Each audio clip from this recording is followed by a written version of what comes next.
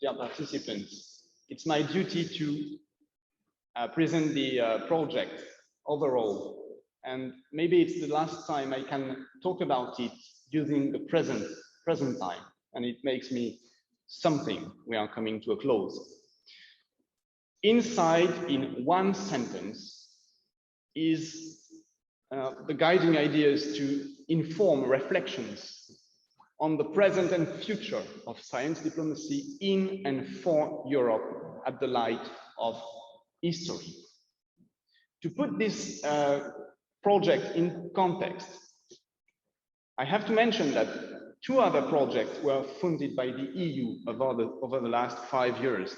And I believe that one of the main achievements of InsSciDE has been its collaboration with these 2 projects.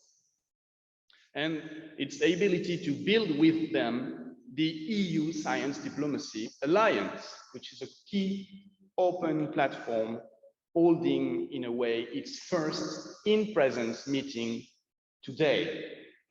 And we are very, very glad that you are part of it. That said, what has been InsSciDE's unique contribution within this group of 3 projects? Well, I would say that the main distinct feature of InsSciDE is the way it blends 4 components: historical and social studies of science and technology, theory, strategic thinking, but also engagement and communication. I don't want you to be lost like Marius, listening to his father doctly explaining him how and why he needs 4 thirds of different size to make the perfect cocktail. If you don't know the play, have a look at it. Just remember one thing: InsSciDE's cocktail, InsSciDE blend, enables those who drink it, scholars, practitioners of science diplomacy, stakeholders, to put their day-to-day practice and assumptions at distance, thanks to historical thinking. And hence, we believe, to better engage with the future. I promised no recipe. You will hear in a second from the different work packages. Let me just say that the only way to deliver as a project was to collaborate across VPs, across work packages, across disciplines, with practitioners and stakeholders. We collaborated in many occasions and many different formats, and we delivered. You've seen one of the deliverables, this book that will be presented soon. We've delivered many other things. This project went by so quickly, just like 180 seconds. Thank you.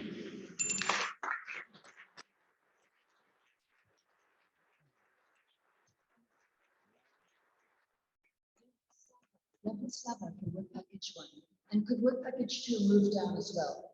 Let's don't be shy. We have room in front. Work package representatives, just walk down quietly.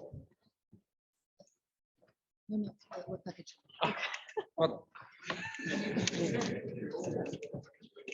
Thank you. Good afternoon, ladies and gentlemen. My name is Yaroslava. I represent today the European Academy of Diplomacy and the Work Package 1. It was a real success for us, and our institution was a pleasure to participate in this project. Originally, the leader from the beginning was Ms. Kasia Pisarska, the founder and the chairwoman of the European Academy of Diplomacy, to whom we are very thankful for. And on her behalf and on behalf of my organization today, I will be presenting what was done. So to start with, our group has organized dozens of projects and different events which were very successful. It was a large number of diverse people from all around the world, academics, practitioners, people attended both virtually and face-to-face on different events and different meetings. The first big event took place in 2019 in European Academy of Diplomacy within the framework or in cooperation with the Academy of Young Diplomats project that we have. And the very innovative group discussion methods were used. For example, the fishbowl technique, which our participants really enjoyed. It was over 100 people, so it was a huge success. 6 different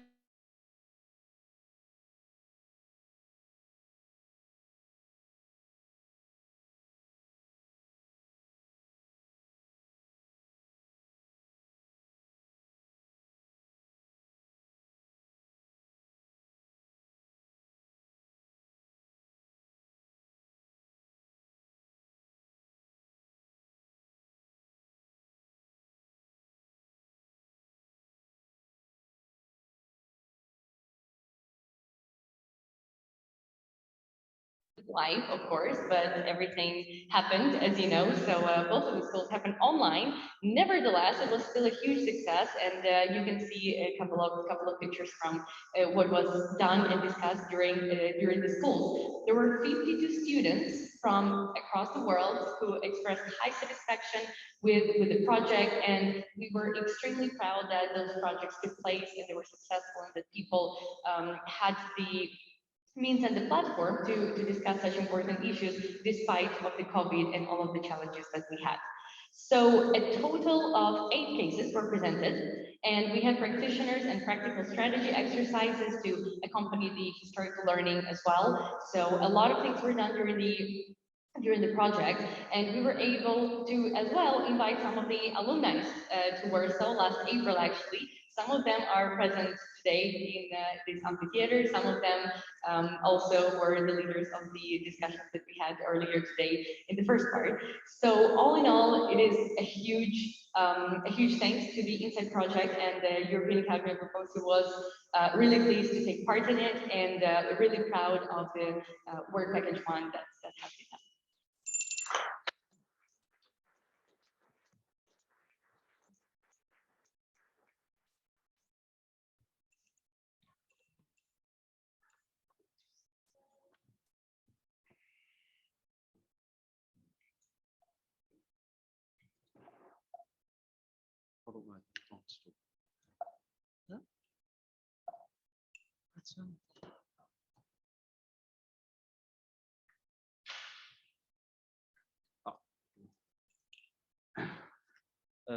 Yes, good afternoon, ladies and gentlemen. D'abord, Pascal, Léonard, Claire et Christophe, j'aimerais beaucoup vous remercier d'avoir inclus dans ce projet que j'ai énormément apprécié. So, my name is Rasmus Bertelsen. I have led the work package 2, and it's a very strange feeling to be presenting for the last time during the InsSciDE project. Work package 2 was engaged with Power with Science Diplomacy, and Leonard spoke about how InsSciDE combines the humanities and social sciences, theory, strategy, and stakeholders. If you remember from when we started in January 18, I took this picture, and if you see the flip over in the background, and if you see this piece of paper, which is from a planning meeting in September 2016, where we were grappling with how to connect the historical research, the science and technology studies research, with the EU foreign policy, to the strategic aims of this research. And there was this idea to place a work package looking at social theory of power in the middle, connecting the historical, the science and technology studies research with the outcomes. And you saw Leonard show this image a moment ago, where work package 2 has played this role, and for me it has been incredibly stimulating, engaging with all my colleagues in this this consortium. And so that was one role of this work package. Another role, among others, have been to contribute academic content for the summer schools, which I have enjoyed very much. Leonard mentioned strategy. There you see my colleague Björn Fagersten from the Swedish Institute of International Affairs. And in my view, you can read the famous quote here by Keynes, which in my view captures how fundamental research influences policymaking. And it's a drawn out and indirect influence.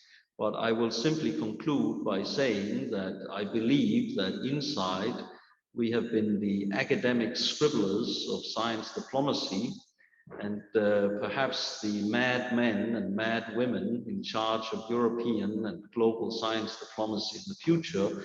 Perhaps the ideas that they are using are the ideas that came out of InsSciDE long before. Thank you very much.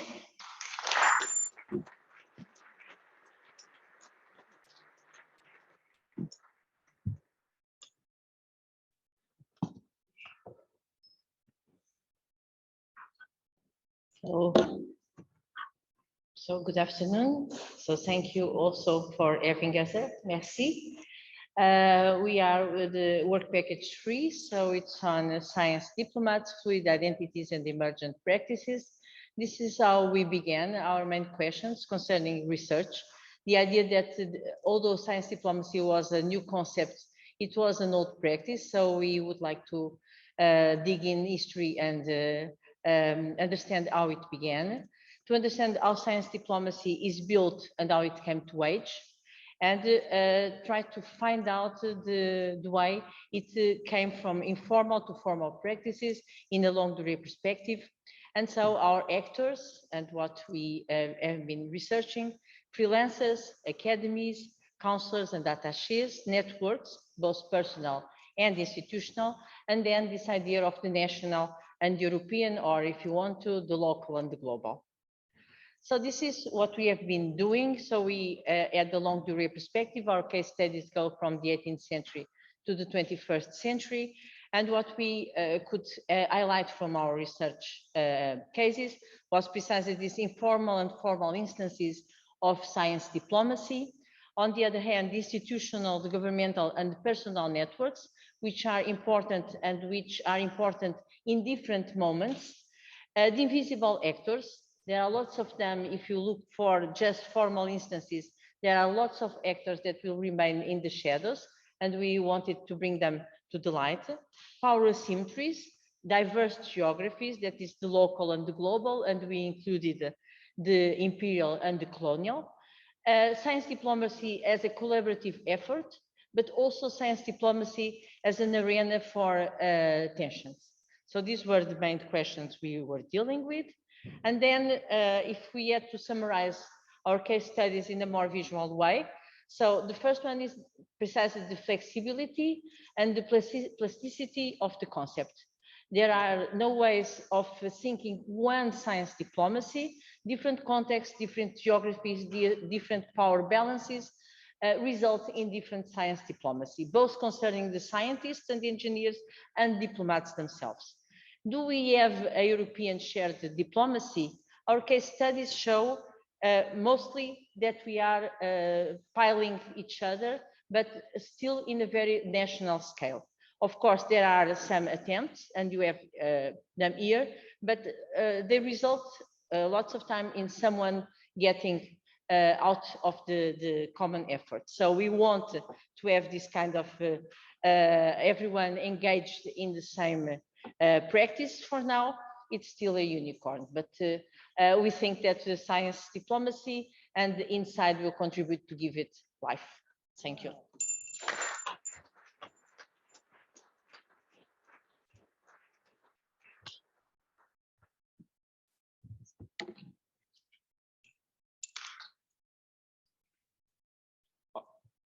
So I'm going to present to you the heritage work package. And I will present you one case study, which I think has in it most of the points which are important in our work package. It deals with the site of Khorsabad, which is a small village in northern Iraq. Today a small village, but 2,700 years ago, it has been the capital of what was then the world's largest and most powerful empire, the Neo-Assyrian Empire. And investigating this site started in the mid-19th century as part of an imperial project of the large European countries, France and Britain, and other countries came later. And one of the things we did is look at this colonial past of archaeology and how it still affects archaeology today, and how it should be included into what students learn today. And one of the actors was Paul-Émile Bottard, you see in the middle, who was trained or who worked as a diplomat, but became an excavator at the site of Khorsabad. He brought fantastic finds there in the end to Paris, and you can see them in the Louvre at the Cour Khorsabad you see on the right. And when in 2014, this region of northern Iraq came under control of Daesh, it became go to the focus of the world, especially in 2015, when pictures of Daesh members destroying the palaces and the site of Nimrud, another Assyrian capital, not far from Khorsabad, this shocked large parts of the world. And one of the reactions was in France that the then President François Hollande launched an initiative of cultural protection and of new research on culture. And you see on the left of that image, Pascal Butonin, who became director of the Khorsabad project, which in a way is an offspring of that initiative. One of the things which were done in the project was damage assessment. The site was damaged during the Daesh occupation, fortunately not as much as Nimrud, but even the reconquest by Kurdish Peshmerga troops in October 2016 did additional damage to the site. And you see one of the maps which shows these damages on the right. But the work continued into a new project, which will be a future project, which is important also for archaeology. Despite the fact that Khorsabad is a very well-known name among archaeologists, much is unknown about the city. It's an empty shell, as Pascal has said. We know the city walls, the palace, but nothing of the city itself. And one of the ways to mitigate that was to make new images, a 3D image made by drones. You see the result here, which was actually financed by InsSciDE, and which will be the base of future research at Khorsabad. This will be not a national endeavor as in the beginning of archaeology. It will be an international project of French and Iraqi and European colleagues. And it is in a way, it will be an offspring of InsSciDE, this future work at Khorsabad, and it will be, at least that's our understanding, some kind of science diplomacy at work. Thank you very much.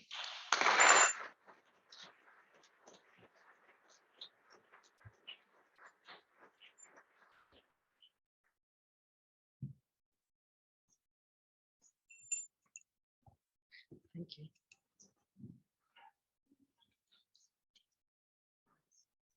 So I'm going to talk to you about the work package dealing with health diplomacy. The members of this work package, we wanted to say that we feel very fortunate that we have been part of the InsSciDE project. Okay. We feel very fortunate that we have been part of the InsSciDE project, and we are also grateful that we work together with Katerina Paul from the University of Vienna, who has been the work package leader, and she regrets she cannot be here today. So when we started our work, we thought that the biggest challenge would be to build bridges across disciplines, that of history of international relations, history of science and technology studies, and political science. But little did we know then. Instead, the COVID-19 pandemic did not only require us to act fast, but also differently, and highlighted the relevance of our historical case studies for contemporary global health. So I'm going to present to you some central achievements that we would like to highlight from our work. First, Céline Payet's work on the activities to combat the plague in Porto in the 19th century points to the importance of diplomatic activities at local, national, and global scale to deal with political and scientific, but also economic and social issues of an epidemic. Muriel Leroux's work on the activities Muriel Leroux's work highlights the role of scientists in invoking and fostering diplomatic relations, in her case, between France, Madagascar, and Uganda. And she shows the complexity of the relationships between science, diplomacy, and economics, and the fragility of a balance that takes into account the interests of the various stakeholders and the fragility of the natural environments that provide the resources necessary for human life. In the case study that I worked for, we saw that something that we take for granted as a supply of safe blood actually hinges upon historical diplomatic negotiations between key European and global health policy actors, but often with a disregard of the role of standards and technologies in widening the global north-south gap. Finally, Katarina Paul's work and Anna Pitzel's case study on vaccine diplomacy finds that something as mundane as vaccination rates, a key tool in the ongoing pandemic, actually depends on careful navigation between global standards and local systems. So all our case studies, we think that bear lessons for contemporary health diplomacy. And first, regarding the actors that we recognize, so scientists, civil servants, but also economic actors, we find them to be key actors in health diplomacy. Second, regarding the tools, scientific instruments, communication infrastructures, social practices, different technologies such as vaccines, scientific samples, and Excel sheets with vaccination data, we find that much of health diplomacy revolves around these objects. So studying this helps challenge more mainstream approaches to health diplomacy that focus on state and intergovernmental actors alone. And finally, regarding the outcomes of health diplomacy, we find them to be provisional and that they can always be renegotiated, but historical cases show that the key events leave a mark on how diplomatic relations are conducted. So taken together, a work package shows that the political is inseparably linked with the scientific. And in light of this conclusion, let us hope that the lessons of the current pandemic will be taken seriously and that both its failures and its successes will leave marks on how scientists and diplomats can jointly tackle health crises in the future. So thank you.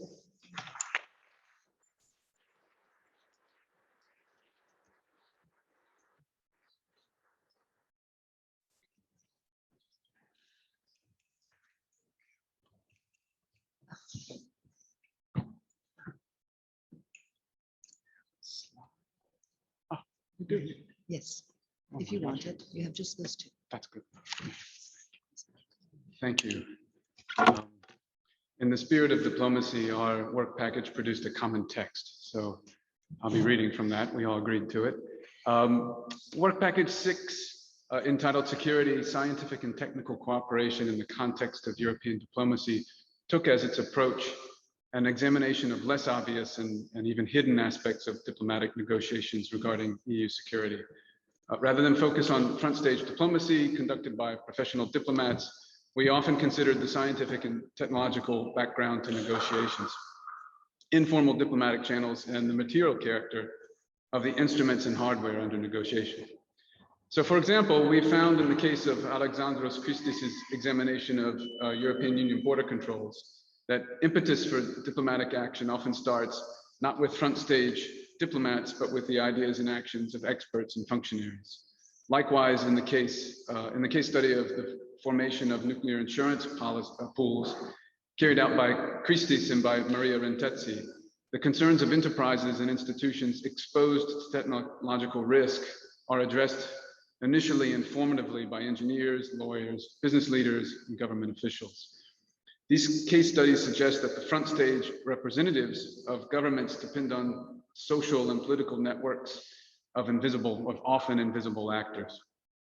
Furthermore, we found that the very notion of security is at times contested and variable.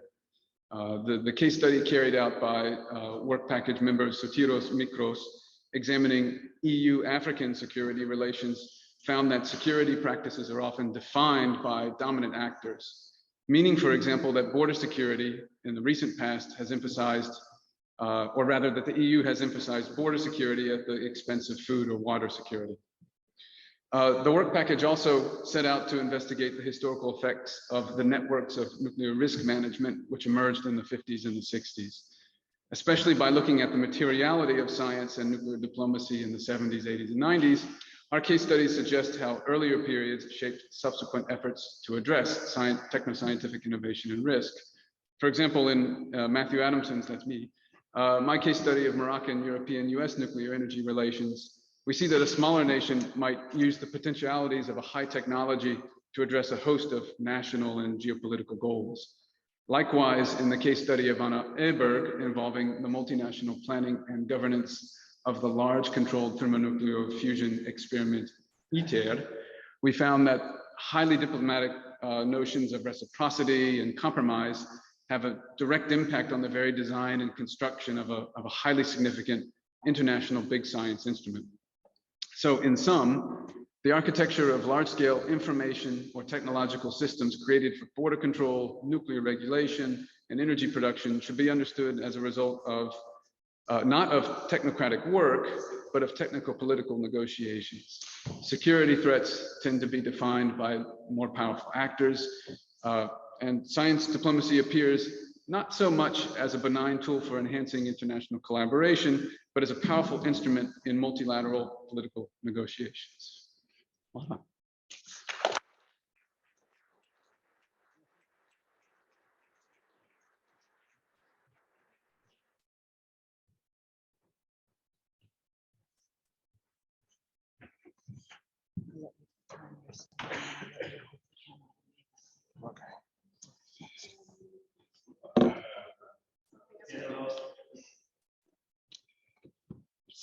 Wibble some cables.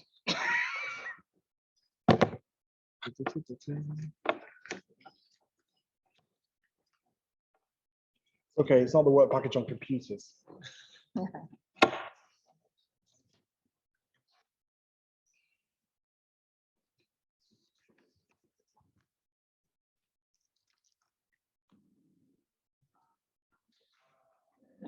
Did we do anything? Oh, need you take this? No, I need this just to read there. There we go. All right. Just wave at me if it disappears again. It's a bit weird when it's behind you. Okay, I'm Sam Robinson. I'm representing work package 7 on the environment. I'd just like to say, if you can excuse the language, that we are all screwed. But if we don't deal with ocean acidification and climate change and hold to the Paris Accords, we're all dead. So decide what you want. We might therefore want to ask ourselves the question, what do we want? Environmental diplomacy, and when do we want it? About 20 years ago. Our work package has been involved in thinking about environmental diplomacy. There hasn't been very many of us, but we've tried to cover quite a big area. So I'm just going to talk briefly about each person's contribution and case study, which I think you can see tomorrow. So our case study, our work package started with a case study by Simone Cecchetti on the diplomacy of NATO science and environmental initiatives. If you don't know, it's the military that gave us science of climate change and climate science, because they're the only bodies capable of presenting research on such a global scale. And I recommend that you read his big book on Greening the Alliance, which is about NATO's role. My colleague Mia Christensen at Stockholm University, case study is on the Arctic Council and communicating diplomacy, and a lot about how communication and engagements, which we heard this morning, a lot about works or doesn't work in the diplomatic arena. And it was interesting for Rasmus took me to Tromsø not so long ago, and the shutters on the Arctic Council are down, both on Twitter and literally down in the meeting, because Russia is the chair. And then I worked, and as the dyslexic member, it's quite fun that no one's spell checked or corrected this. So that should say scientific imaginaries and science diplomacy, but dim diplomacy is probably better anyway. I talked a lot about this morning. This is about how we have futures and future visions, and how those can be both positive and negative within science diplomacy spheres. And then our work package had 2 really interesting case studies, which I think are fundamentally interesting and not really been discussed yet. So maybe we should discuss that. Around indigenous knowledges and the idea that you might have science diplomacy practices that aren't around Western concepts of science. And so work package leader Nina Worms at KTH in Stockholm worked on Arctic indigenous influences within science diplomacy, again related in part to the Arctic Council. And Jean Foyer worked on traditional knowledge in the global climate regime and has been based in Panama. And for the Erlangen Open Conference did a really interesting session where we sort of, with the power of Zoom, beamed into an indigenous community in Panama, into their community, into their big house, and talked with them, which I think is fascinating and important, and we can do that in the future. So, I don't know how many seconds I've got. I think. That's enough. So we've got one last slide, and I'll just read what Nina asked me to say, which is this. As we sit here today, it's about half a century has passed since the blue marble, which is this image, was taken by Apollo 17, which interestingly focuses on Africa and Saudi Arabia, not on the global north. And it showed us at the time the fragility of the planet in one photograph. It was the first color photograph of the whole Earth. And the scale of environmental issues are continuously increasing. And Europe, which is represented here on the right, needs to think very carefully about how we relate to the planet as a whole. We need to think carefully about our past transgressions. We need to be honest about colonialism. We need to be honest about who has put the most carbon into the climate. And we need to rethink how we work with the rest of the world. Because as was shown at COP in November, it takes one country to stop the whole thing, the whole climate diplomacy system. When India said, "What about us and coal?" in the last meeting. So thank you.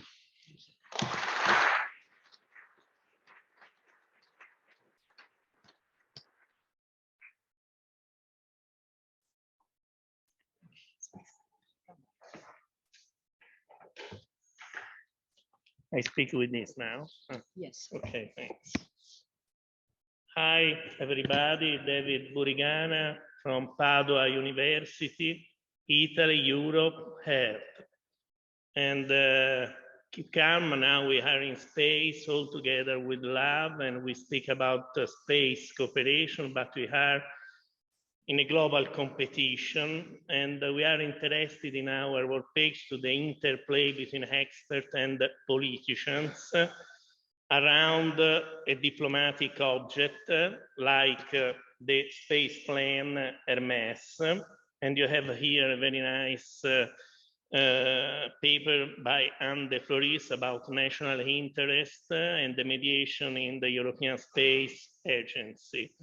But this diplomatic object is also a potentially transnational arena for negotiation, like the experience of the International Space Station.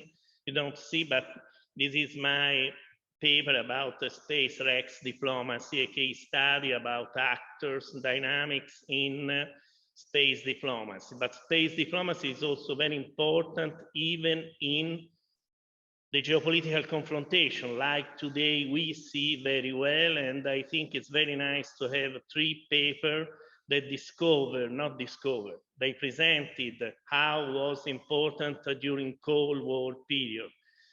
And then we have Isabelle Guarnet about the origins and the perspective of the Franco-Soviet, the most famous cooperation in 1960, started in 1966. Then Olga Dubrovina, who speak about the Soviet side of space cooperation, how worked in Soviet Union. Last but not least, Lawrence Roshnai about the experimental laboratory and above all life science in the first important mission in 1982. For the first time, a Western cosmonaut was launched by Soviet Union in the space. But which is a problem for us? We have three actors in our stories. Let me present only three Italians. The first one is the international scientist. It's very important to have a scientist not planked, not blocked, not stopped in his national dimension, but with a very special international perspective, and I suggest you to see the video on YouTube channel by University of Padua. We produced, paid by my university for the 800th anniversary, a theater play, an original play about Giuseppe Colombo. It's very nice if you want to see. Then we must have another scientist, the space diplomat, and I presented one specimen, very important, Simonetta Di Pippo, who was the director of the United States Office on Outer Space Affairs. Last but not least, frankly speaking, we need also diplomats, and we presented Ambassador Umberto Battani, which they are important, and I think it's very important today in order to have a real continuous dialogue to negotiate the mediation of national interest. This is the reality. We have national interest, not global, only global interest. But we need mediation of this is national interest for global challenges. Thanks so much.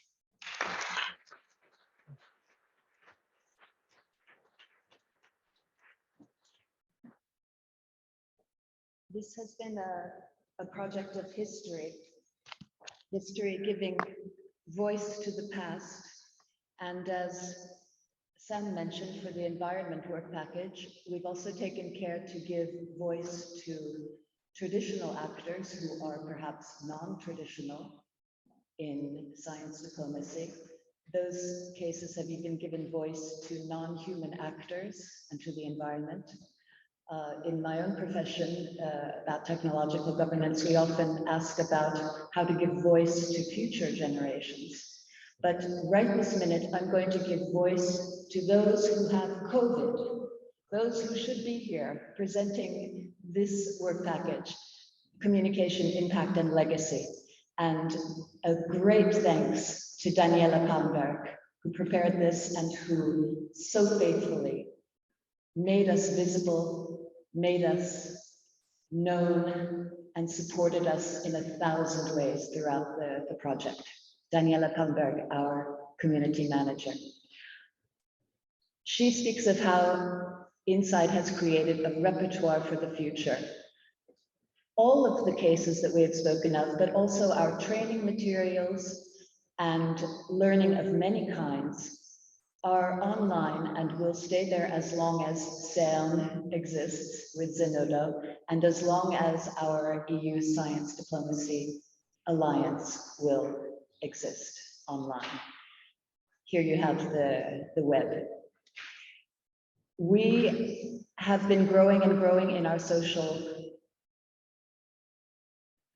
I don't want to say media, in our network, in our way of communicating over the ether with many, many people, more and more who are interested in our work.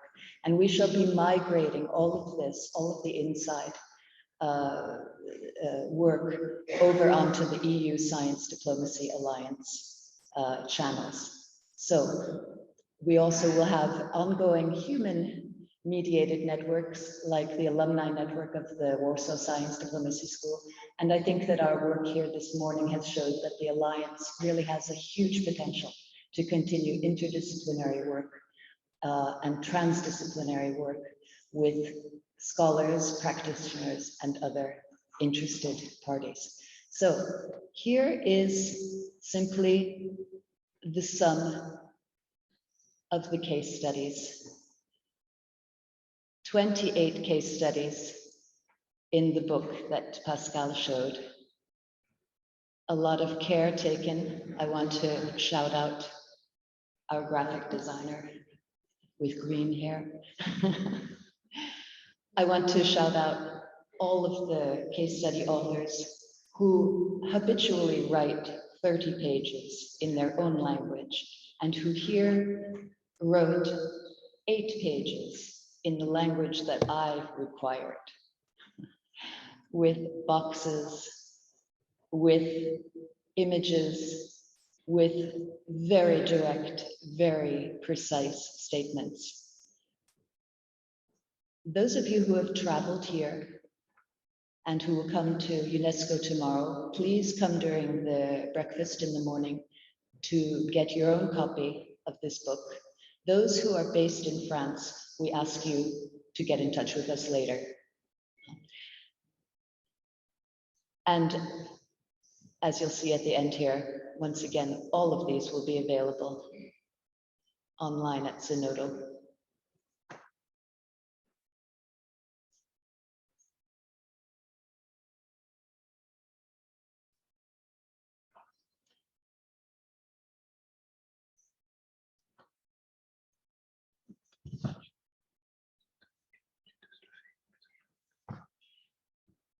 With Pascal, I want to ask all of our case study authors, please stand now to be applauded.